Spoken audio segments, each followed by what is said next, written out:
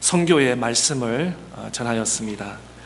선교는 성령께서 하시고 또 선교에는 전략이 필요한데 먼저 가까운 사람부터 선교하는 것이라고 말씀드렸고, 또 선교는 혼자 하는 것이 아니라 함께 팀으로 협력해서 주의 일을 감당하는 거라고 말씀드렸습니다. 그리고 선교는 영적 전쟁인 것입니다. 내 생각대로 내 계획대로 하는 것이라 우리가 해야 할 일은 해야 되지만 성령께서 또 영적으로 인도해 주실 때 그 전도와 선교의 역사가 일어나는 것입니다. 그래서 바울은 예수 그리스도의 이름으로 담대하게 가는 지역마다 복음을 전했습니다. 그리고 많은 열매를 맺으셨습니다. 지난주에는 하나님께서 소아시아 지역 선교를 막으시고 오히려 바울을 아시아로 가지 않게 하여 주시고 유럽 선교로 방향을 옮겼습니다. 그리고 유럽 선교의 사인으로 루디아라는 여자 사업가를 만나게 했는데, 이것도 하나님께서 루디아를 만나게 하셨습니다. 이런 귀한 만남도 우연히가 아니라 찬스가 아니라 하나님의 섭리와 하나님의 계획이 있다는 것을 우리는 알 수 있습니다. 더 나아가서 예수 그리스도의 복음을 통해서 이 루디아의 마음이 열려서 복음을 받고 더 믿음에 헌신하는 것을 우리가 살펴보았고, 그뿐만 아니라 루디아의 마음뿐만 아니라 헌신까지 하여서 지친 바울 선교 팀들을 위로하고 또 집을 오픈하여서 쉼을 해기는 그런 일을 루디아 가정에서 감당하였습니다. 오늘 본문 중심으로는 선교에서 중요한 말씀 사역에 우리가 말씀을 살펴보기를 원합니다. 사도행전 19장부터는 바울의 3차 선교가 시작되고 있습니다. 3차 선교는 바로 예배소 중심의 선교인 것입니다. 바울의 선교는 항상 가는 곳마다 하나님의 말씀이 우선이 되었고 우뜸이 되어서 늘 전했지만, 특별히 예배소 선교 지역에는 더더욱 하나님의 말씀을 강하게 가르치고 또 하나님의 말씀의 역사가 일어나는 것을 우리는 본문을 통해서 알 수 있습니다. 다시 한번 오늘 본문 말씀 보겠습니다. 19장 8절, 9절, 10절. 바울이 회당에 들어가 석 달 동안 담대히 하나님 나라에 관하여 강론하며 권면하되, 어떤 사람들은 마음이 굳어 순종하지 않고 무리 앞에서 이 도를 비방하거늘 바울이 그들을 떠나 제자들을 따로 세우고 두란노 서원에서 날마다 강론하니라. 2해 동안 이같이 하니 아시아에 사는 자는 유대인이나 헬라인이나 다 주의 말씀을 듣더라. 그렇습니다. 그 결과 바울의 일행들은 이전 같으면은 이렇게 굉장히 이렇게 fast pace, 빠른 거로 많은 지역을 돌아다녔지만 3차 선교에서는 예배소 중심을 헤드쿼터로 삼아서 거기서 오랫동안 머무는 것을 볼 수 있습니다. 8절 말씀에 보게 되면은 석 달 동안 꾸준히 해당에서 모여서 밤낮으로 아침 저녁으로 성경 읽기, 또 성경 공부, 더 나아가서 복음 전파하기에 집중한 것을 볼 수 있습니다. 19절 말씀에 보면은 누구는 하나님의 말씀에 순종한 사람이 있는가 하면은 또 누구는 듣지 않고 비방하고 손가락질하고 오히려 대들고 하는 일들을 볼 수 있습니다. 그러나 말씀에 갈망하고 말씀을 사모하는 그들에게는 따로 바울이 두란노 소원이라는 곳을 도서관 같은 해당 같은 곳에서 하나님의 말씀을 전파하고 가르치는 것을 볼 수 있습니다. 그리고 마지막 19장 10절의 말씀에 보면 2년 동안 다른 지역을 가지 않고 이 아시아 지역에 사는 소아시아 지역에 사는 예배소서에 말씀을 전했더니 많은 유대인들과 헬라인들이 주의 말씀을 듣고 주의 말씀에 변하고 주의 말씀에 순종한 것을 말씀을 기록하고 있습니다. 그 결론적으로 오늘 19장 20절 말씀에 보면은 이와 같이 주의 말씀이 힘이 있어 흥왕하여 세력을 얻으니라. 이렇게 하나님의 말씀이 가르치고 하나님의 말씀이 선포되는 가운데 믿음으로 받아들이는 사람들이 많아지면서 주의 말씀이 힘이 더 흥황하면서 더 튼튼히 하나님의 말씀 안에 세워졌다고 사도행전은 우리에게 말씀하고 있습니다.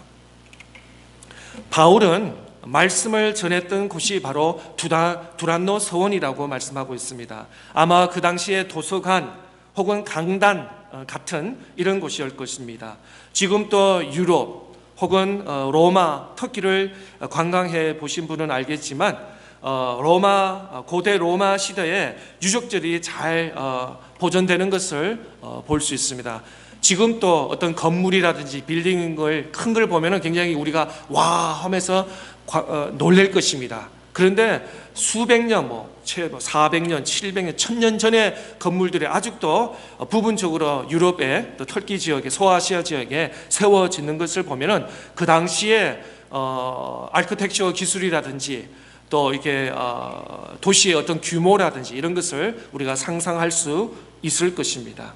이 두란노 서원은 사람들이 오고 가고 하는 어떤 한복판에 어떻게 보면 우리도 다운타운 차타누가나 다운타운 아틀란타 가면은 아마 메인 스트리트라든지 혹은 센트럴 애비뉴라고 아마 있을 것이다. 어떻게 보면 가장 중심적인 또 많은 사람들이 왕래하는 아마 이 두란노 서원이 아마 어떤 많은 사람들이 왕래하는 중심의 아마 로케이션에 그게 있었던 것 같습니다. 여러분이 알다시피 지난 한 주간 또 지난 2주, 3주 동안 특별히 우리 차타누가는 그렇게 덥지 않은 거로 제가 짧게 2년 동안 기억이 나는데 텍사스, 캘리포니아, 미국뿐만 아니라 전 세계 유럽, 전 세계가 지금 굉장히 더위로 여름 더위로 보통보다 평상시보다 더 더운 것을 경험하실 것입니다.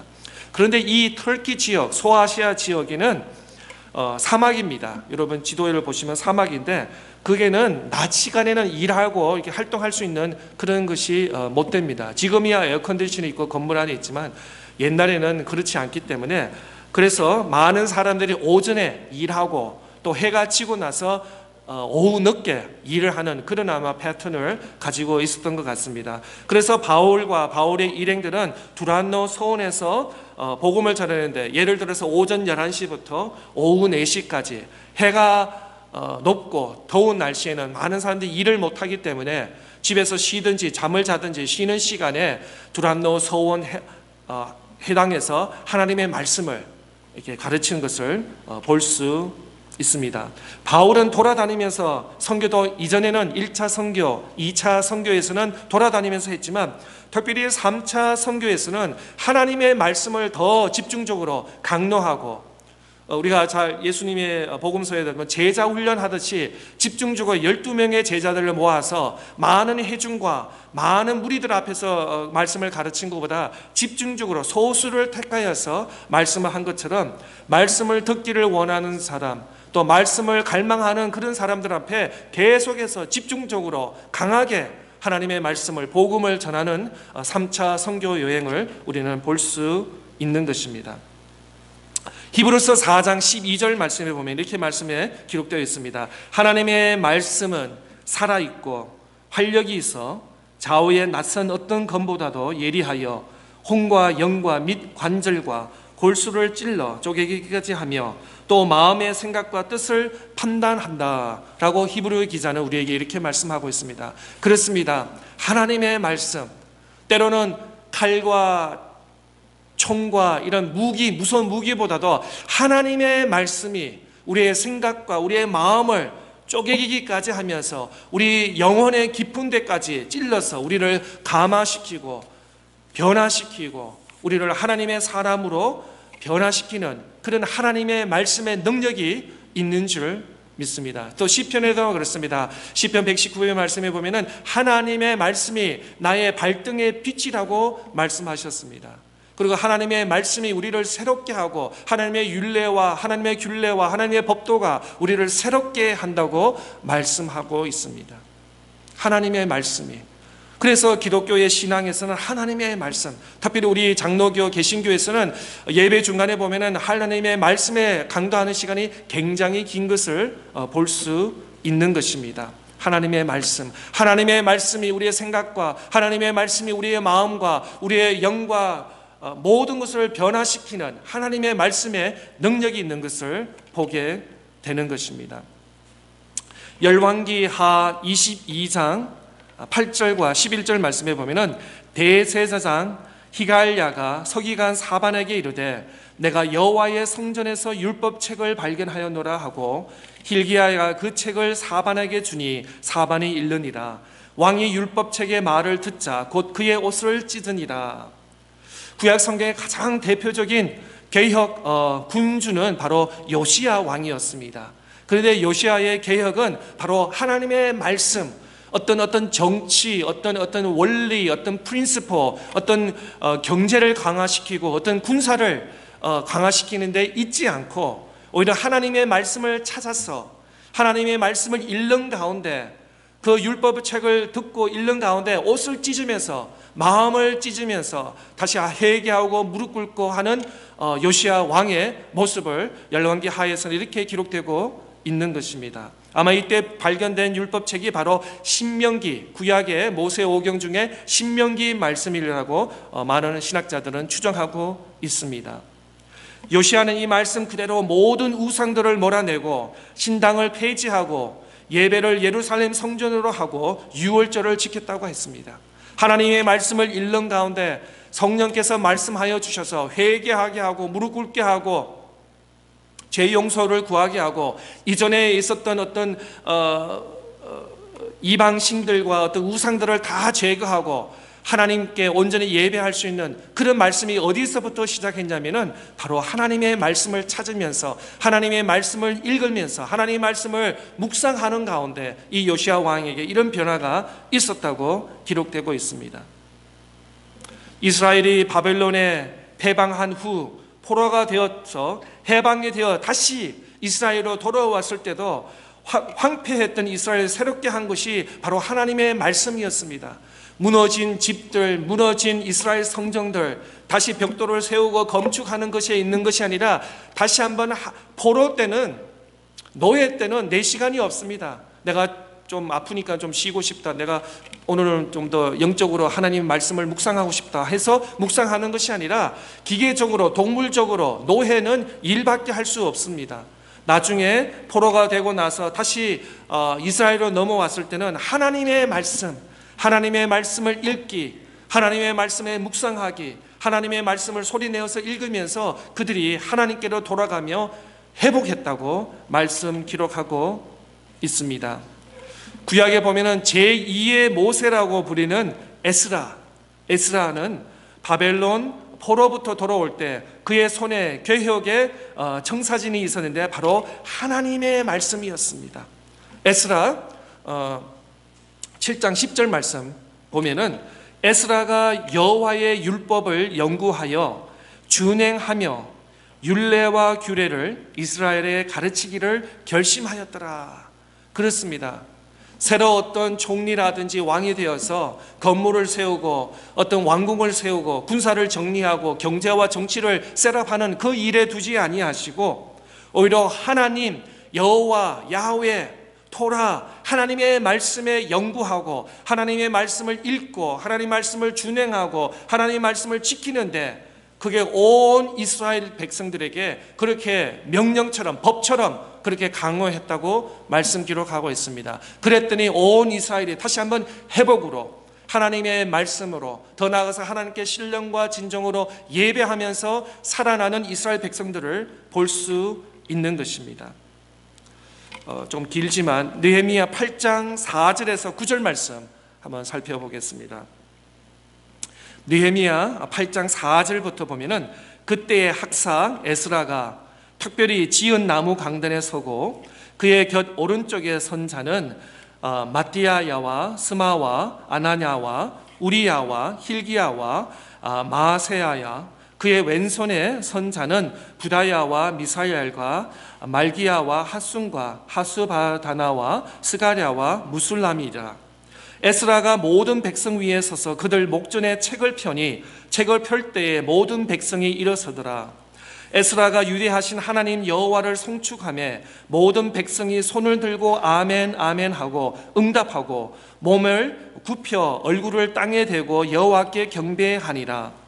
예수아와 바니와 세레바와 야민과 악북과 수베다와 호디야와 마세야와 그리다와 아사랴와 요세박과 할란과 블라야와 레이 사람들은 백성의 자리에서 서 있는 동안 그들에게 율법을 깨닫게 하였는데, 하나님의 율법책을 낭독하고 그 뜻을 해석하여 백성에게 그 낭독하는 것을 다 깨닫게 하니 말씀이 율법의 말씀을 듣고 다 우는지라. 총독 느헤미야와 제사장 검 학사 에스라와 백성을 가르치는 레위 사람들이 모든 백성에게 이르기를, 오늘은 너희 하나님 여호와의 성일이니 슬퍼하지 말며 울지 말라 하고. 그렇습니다. 이 에스라 당시에 특별히 이스라엘 백성들이 포로로 풀렸다가 바벨론에서 다시 이스라엘로 넘어오면서 다시 한번 그들이 꼭 잡고 있던 것이 뭐냐면 바로 율법, 하나님의 말씀이었습니다. 말씀. 오늘날 여러분 다 뉴스를 들어서 다 경험하시겠지만 정말 우리가 생각하지 못하고 예측하지 못한 일들이 하루가 멀다시 일어나는, 미국뿐만 아니라 전 세계적으로 일어나고 이런 이 시대에 우리가 살고 있습니다. 우리 그리스도인들은, 예수 그리스도를 믿는 그리스도인들은 어디에 마음을 두어야 합니까? 어디에 신경을 두어야 됩니까? 어디에 무엇을 의지해야 합니까? 바로 구약 이스라엘 백성들이 이 요시야 왕과 또 에스라 학자가 말씀하신 것처럼 다시 한번 하나님의 말씀으로 하나님의 말씀에 읽기, 하나님 말씀에 묵상하기, 하나님 말씀을 소리내어서 읽고 가르치고. 우리 교회에서는 두 가지 중에 하나를 해야 됩니다. 가르치든지 배우든지. 또 배운 사람은 더 나보다 좀 부족한 사람, 믿음이 약한 사람들에게 가르치고, 둘 중에 하나를 합니다. 중간은 없습니다. 미루는 없습니다. 가르치든지 배우든지 둘 중에 계속 반복적으로 우리가 주님 오시는 그날까지 해야 할 줄 믿습니다. 아무도 나는 다 안다, 나는 지난 5년 동안 10년 동안 성경 공부했기 때문에 더 이상 배울 게 없다라는 그런 교만한 사람은 아무도 없을 것입니다. 어떻든 조금 우리가 아는 하나님의 말씀의 지혜가 있으면 학생들이라도 가르치세요. 주일학교 학생이라도, 어린아이들, 여러분의 자녀, 손자, 손녀들이라도 가르치고 배우고 또 배우고 가르치는 하나님의 말씀에 집중하고 말씀에 열심을 하는 저와 여러분 될 수 있기를 바랍니다.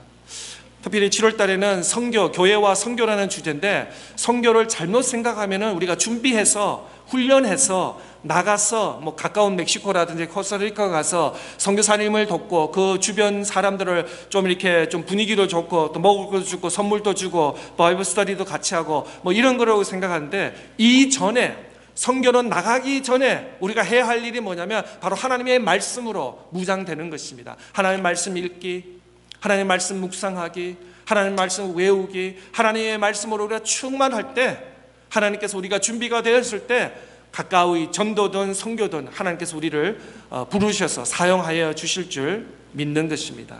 오늘 느헤미야 8장 5절에서 9절 말씀이 이것이 바로 설교인 것입니다. 바로 설교인 것입니다. 여러분 잘 아는 마태복음 말씀은 설교 형태로 기록되어 있습니다.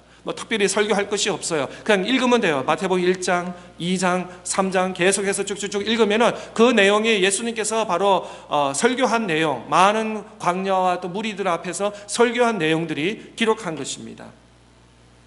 하나님 말씀이 제대로 선포되자 사람들에게 반응이 왔습니다. 자기들의 잘못된 습관과 욕심을 버리고 하나님의 말씀에 순종했다고 말씀하고 있습니다. 종교 계획자들의 모습에도 바로 그렇습니다. 루터도 수도원에서 말씀을 읽고 연구하여 강론하면서 어떤 선행이나 의식이 아니라 오직 믿음으로 의롭게 된다는 교회의 정의적인 것을 깨닫게 되었습니다. 또 종교 개혁은 말씀의 발견과 민중들의 말씀을 읽으면서 시작이 되었습니다. 여러분 잘 아시는 대로 1500년 16세기에 천주교회에서 부정부패가 많으면서 더 이상 이 루터라든지 켈빈이라든지 주윙클리라든지 이런 개혁 신학자들이 하나님의 말씀으로 다시 한번 Back to the Word of God, 다시 한번 하나님의 말씀으로 돌아가자라는 그런 외침에서 하나님 말씀을 읽기를, 하나님의 말씀을 외우고 하나님의 말씀을 선포하고 가르치는 데 열심을 한 것을 볼 수 있습니다. 이전에 종교 개혁이 이기 전에는 예배가 성만찬 중심이었습니다. 성만찬이 나쁘다는 뜻이 아닙니다. 그게 중심이었고 이런 말씀이 약화되었습니다. 그러나 오늘 개신교의 특별히 주일 예배는 말씀 중심의 예배가 있는 것을 여러분 잘 아실 것입니다.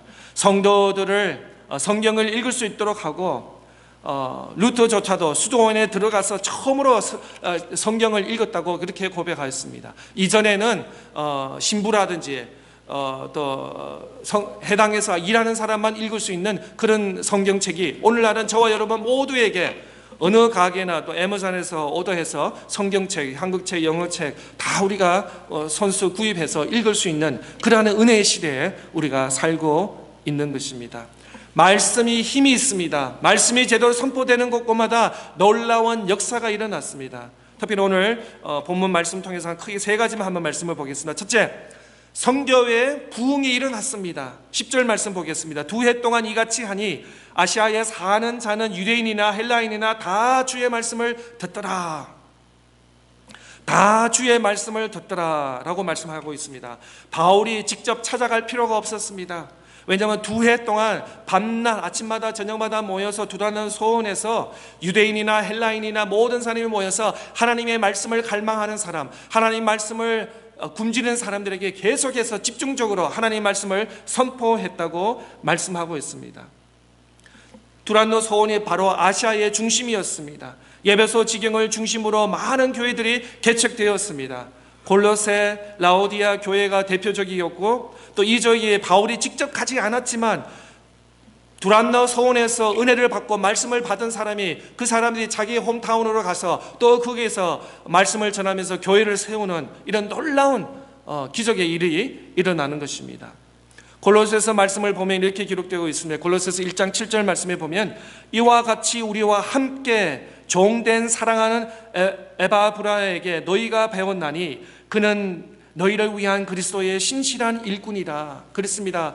더 이상은 1차 전도와 바울의 1차 전도와 2차 전도는 바울이 직접 걸어다니면서 피 묻은 땀을 흘리면서 거기서 복음을 전해서 교회가 세워졌지만 3차 선교 여행에서는 바울의 두란노 서원에서 해당해서 말씀을 배운 사람들이 각 홈타운을 가면서 선교를 하면서 말씀을 배우면서 교회를 세워나가는 이런 모토포 사역이 일어나는 것을 볼 수 있습니다.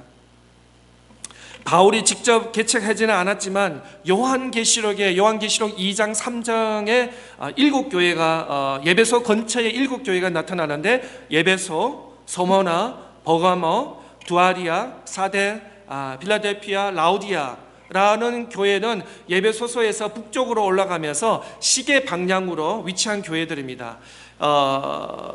바울이 직접 세운 교회는 아니지만 두란노 소원에서 하나님의 말씀을 배웠고 깨달은 그 사람들이 각 지역에 가서 교회를 세웠던 이런 놀라운 초대교회의 역사가 일어나는 것을 볼 수 있는 것입니다.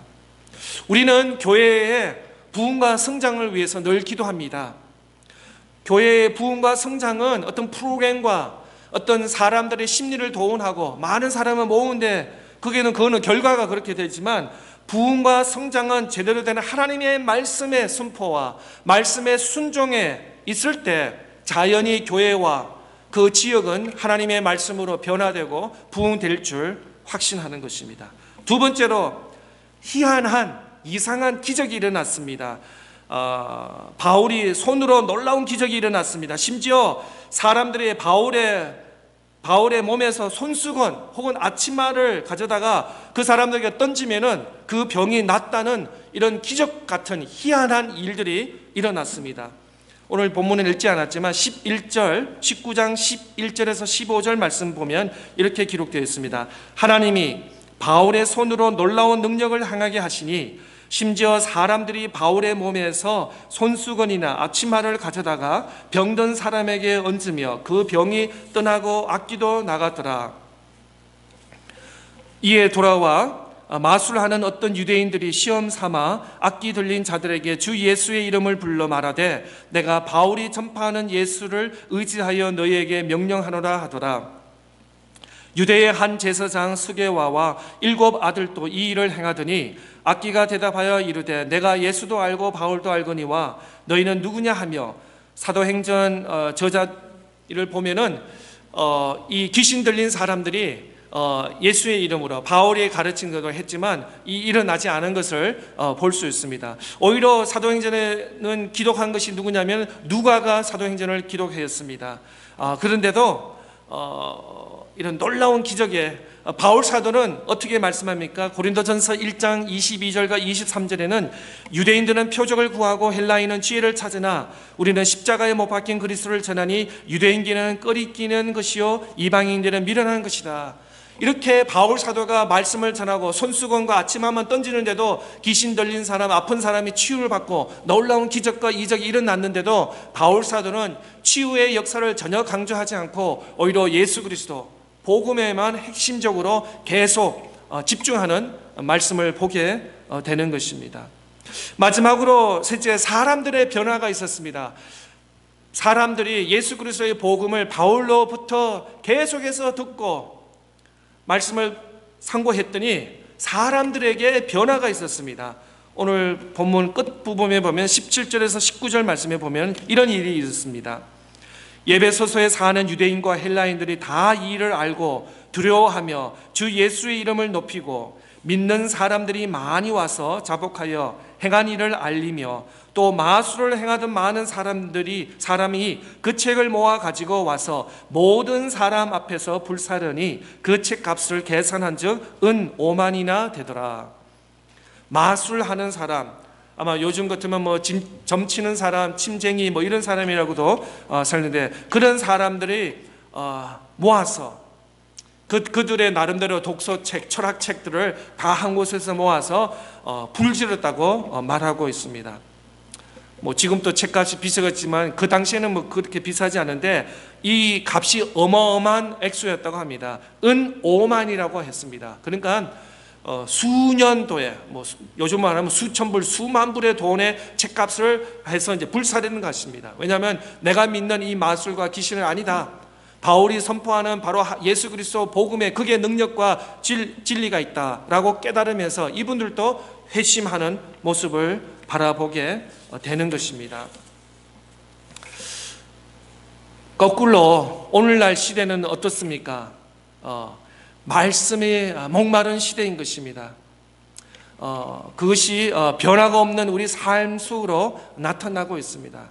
이렇게 초대교회 바울 사도에게는 말씀이 선포될 때마다 말씀을 듣는 사람도 있었습니다. 듣지 않는 사람도 있었습니다. 오늘날도 마찬가지입니다. 하나님 오늘 살아계십니다. 하나님 역사하십니다.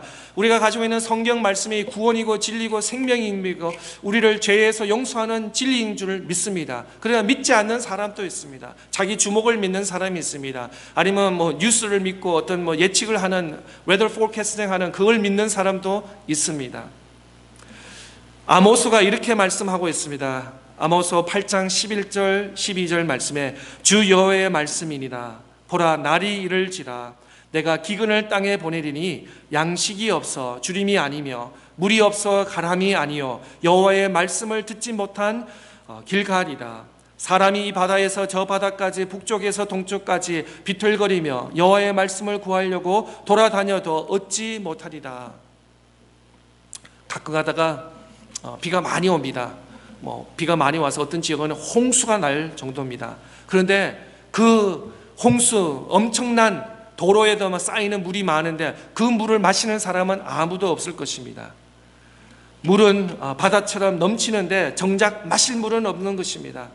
오늘날 보면은 인터넷이고 유튜브이고 책이고 도서고 TV고 광고고 하나님의 말씀에 대해서 정말 폭포수 같이 넘치는 그런 시대인데 어떻습니까? 오늘 살아가는 우리 성도들에게는 더 메마르지 않습니까? 여러분 혹시 바깥에서 운동하고 바깥 더운 날에 콜라를 마시고 이러면 더 아마 목이 탈 것입니다. 때로는 이렇게 물을 마셔야 되는데 그 소다 같은 단 걸 마시면 더 땀이 식는 거 아니라 더 막 그냥 속에서 불이 날서도 더워서 견디기가 아마 불편할 것입니다. 오늘날 보면 어떻게 보면 하나님의 말씀으로 뉴스를 통해서 인터넷을 통해서 얼마나 많이 넘치고 있습니까? 그런데 사람들은 하나님의 말씀의 귀함을 너무나 많으니까 여러분의 집에 냉장고에 음식이 꽉 차면은 별로 이렇게 걱정 관심이 없을 거예요. 그런데 냉장고에 음식이 좀 이렇게 바닥이 보일 정도면은 그러면 빨리 그로소리 가서 음식을 구입해야 될 것처럼, 오늘날 어떻게 보면 영적으로 보면은 말씀이 너무나 풍성한 시대에 있기 때문에 말씀의 중요함, 말씀의 정말 임포턴한 것을 우리가 깨닫지 못하는 그런 시대에 있지 않나 생각이 되는 것입니다. 다시 한번 하나님의 말씀이 우리 안에 다시 살아나기를 바랍니다. 말씀이 송이꿀처럼 느껴지기를 바랍니다. 말씀에 순종할 수 있기를 바랍니다. 말씀이 살아야 저와 여러분이 살 수 있는 줄 믿습니다. 육신으로 사는 것을 말씀하는 것이 아닙니다. 육신으로 우리가 먹고 잠을 자면은 우리가 살 수 있습니다. 영적으로 하나님의 말씀을 공급받지 않으면은 우리는 살아있는 것 같지만 영적으로 죽어 있는 것과 마찬가지인 것입니다. 말씀이, 하나님의 말씀, 진리된 말씀, 생명의 말씀이 우리를 변화시킬 줄 믿습니다.